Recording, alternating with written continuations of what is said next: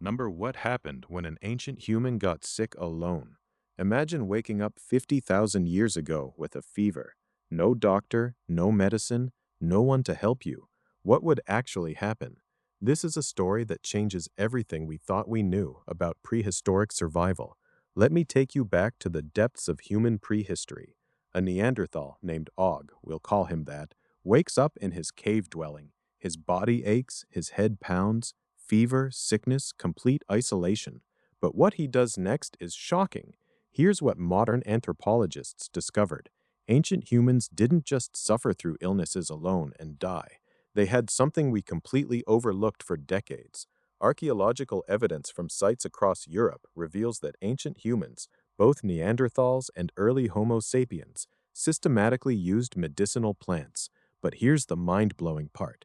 They did this alone, without any written instructions or anyone to teach them. How is that even possible? When Og got sick in his cave, his body didn't just accept defeat. His taste changed. His cravings shifted. Scientists now believe that sickness itself triggered a survival mechanism in the human brain that made sick individuals seek out specific plants: willow bark, chamomile, yarrow. These plants contain compounds that reduce inflammation and fever. But wait, there's something even more fascinating happening here. Paleontologists examining 40,000-year-old human remains found evidence of self-treatment, teeth wear patterns, plant residue in dental calculus, bone fractures that healed, suggesting pain management. These ancient humans were actively treating themselves. When Og lay in that cave alone with his fever, his desperation drove him to try things: a bitter leaf, a rough bark he could chew, and then he felt slightly better, even marginally. His brain remembered that association. Eat this plant when fever comes. This is learning through pure trial and error, happening in real time while fighting for survival. The isolation actually became an advantage in a weird way. Desperation forces experimentation, but here's where it gets darker. Not every ancient human survived their sickness alone. Skeletal remains show us the failure cases too. Infections that spread, broken bones that never healed properly, illnesses that progressed unchecked. Without access to truly effective medicine, many didn't make it. The survival rate for serious infections was absolutely brutal. Scientists estimate that a serious wound or infection had maybe a 20 to 30% survival rate when an individual was truly alone. That's grim, but the humans who did survive, they passed that knowledge forward. They told others, eat this when you burn with fever, chew this when pain strikes. This is actually how human medicine was born, not through civilization, not through laboratories, but through ancient peoples suffering alone and figuring things out through sheer desperation and trial and error. And here's the perspective shift. Those isolated, sick ancient humans, they were the first researchers, the first experimenters, the first to build a medicine cabinet. Og didn't know he was contributing to 50,000 years of human medical advancement. He just knew his fever was unbearable and he had to do something. The remarkable thing is that this wasn't unique to Og.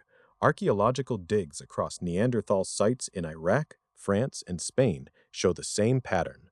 Medicinal plants found near remains of individuals who appeared to have been seriously injured or ill, not scattered randomly, clustered, intentional.